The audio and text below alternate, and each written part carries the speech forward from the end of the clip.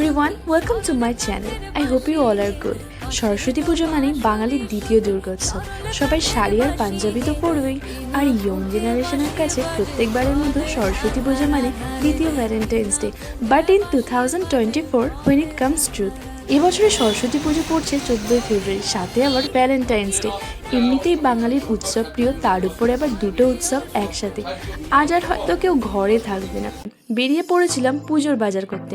সন্ধ্যাবেলা বাজারে অত্যাধিক ভিড় হওয়ায় দুপুরবেলায় বেরিয়ে পড়েছিলাম পুজোর বাজার করতে। দুপুরে মোটামুটি বাজারটা ফাঁকাই থাকে, তাই গাড়ি নিয়ে বাজার করার সুবিধাটা আমরা দুপুরবেলায় পাই। সন্ধ্যাবেলা এই রাস্তায় গাড়ি প্রবেশ করা অসম্ভবই হয়ে যায়, কারণ রাত পোহালেই সরস্বতী পুজো। আজকে সন্ধ্যাবেলা বাইক নিয়ে বাজারে প্রবেশ করা সম্ভব নয়, তাই দুপুরবেলায় বেরিয়ে পড়েছিলাম পুজোর বাজার করতে। বাজার মোটামুটি ফাঁকাই ছিল। ঢুকে পড়েছি বাজারের রাস্তায়, চারিদিকে ফুলের ছড়াছড়ি। ভ্যালেন্টাইন্স ডে আর সরস্বতী পুজো যেহেতু একই দিনই, তাই গোলাপ আর গাঁদা ফুলের পাহাড় নিয়ে অনেক দোকানই বসেছে, আর আমিও পুজোর জন্য কিছু ফুল নিয়ে নিলাম। ফুলের দোকানের পাশেই, রাস্তার পাশেই বসেছে অনেক দশকর্মার দোকান। এখান থেকে পুজোর অন্যান্য দরকারি জিনিসগুলো নিয়ে নিলাম। বুলেট নিয়ে বাজারে ঘুরতে ঘুরতে চোখ পড়লো ছোট ছোট সরস্বতী প্রতিমার দিকে। ঠাকুরগুলো খুবই সুন্দর ছিল, তাই ক্যামেরায় ক্যাপচার করার ইচ্ছাটা পূরণ হলো। প্রতিমাগুলো এতটাই মিষ্টি ছিল যে ক্যামেরায় ক্যাপচার না করে থাকতে পারলাম না। তারপরে চলে গেলাম ফলের দোকানে। দৈনন্দিন দিনের তুলনায় ফলের দাম একটু বেশি, কারণ রাত পোহালেই সরস্বতী পুজো। ফলের দামের একটু পার্থক্য তো থাকবেই। সব থেকে সময় লাগলো ফল কিনতে, কারণ ফলগুলো অনেকটা দেখে বেছে নিতে হচ্ছিল। অবশেষে পুজোর ফলগুলো কেনা হলো। এত কিছু মার্কেটিং করে চলে গেলাম চা খেতে।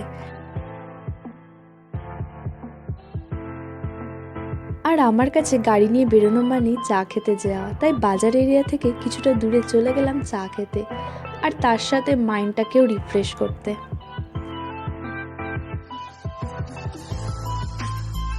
চাটা বাজার থেকে অনেকটাই দূর, গঙ্গার দিকে। চলে আসলাম কাকার দোকানে চা খেতে।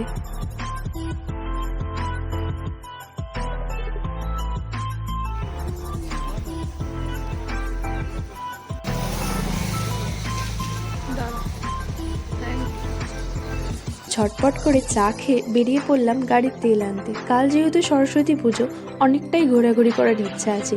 NH-34 ধরে বসন্তের পড়ন্ত বিকালে গোধূলি মাখা দূরের ওই আকাশের রঙের খেলা দেখতে দেখতে চলে আসলাম বিপি।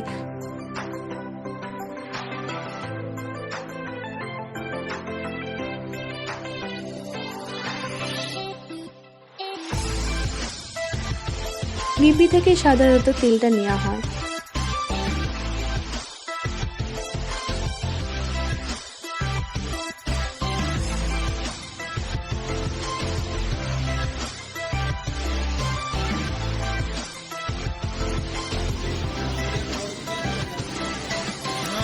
আর সেদিনের মতো রওনা দিলাম বাড়ি থেকে।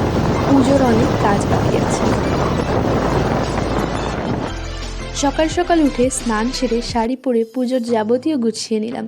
তারপর শুরু হলো পুজো। বাড়ির সকলে মিলে অঞ্জলি দিলাম। তারপর হলো হোমযজ্ঞ আর মায়ের আরাধনা।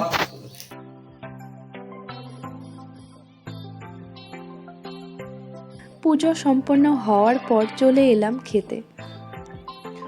আর সরস্বতী পুজো মানে খিচুড়ি প্রসাদ, আর দেরি না করে বসে পড়লাম খেতে। প্রসাদে ছিল খিচুড়ি, তরকারি, আলু ভাজা আর বেগুনি। খাওয়া দাওয়া শেষ হয়ে বেরিয়ে পড়েছিলাম ঘুরতে বুলেট নিয়ে। আমি পরেছিলাম ধুতি স্টাইলের শাড়ি। অনেকেই ভাবে শাড়ি পরে গাড়ি চালানো যায় না, কিন্তু শাড়ি পরে মোটেই আনকমফোর্টেবল লাগে না। আগেকার দিনের ঝাঁসির রানী যদি শাড়ি পরে ঘোড়ায় চাপতে পারে, তাহলে আধুনিক যুগে দাঁড়িয়ে আমাদের সমস্যাটা হবে কেন? অবশ্যই শাড়ি পরে গাড়ি চালানোর সমস্যা নয়। যেমনটা ভেবেছিলাম তেমনটাই বেরিয়ে মনে হলো বঙ্গবাসী বোধহয় আজ সবাই বেরিয়ে পড়েছে শাড়ি পাঞ্জাবি পরে। বেশ খানিকক্ষণ ঘোরাঘুরি করলাম আর কিছু প্রতিমা দেখলাম। আজ বসন্ত পঞ্চমী। সত্যি আজ মনে হচ্ছে প্রকৃতি আর মানুষের মনে সব কিছুতেই যেন বসন্তের ছোঁয়া লেগেছে।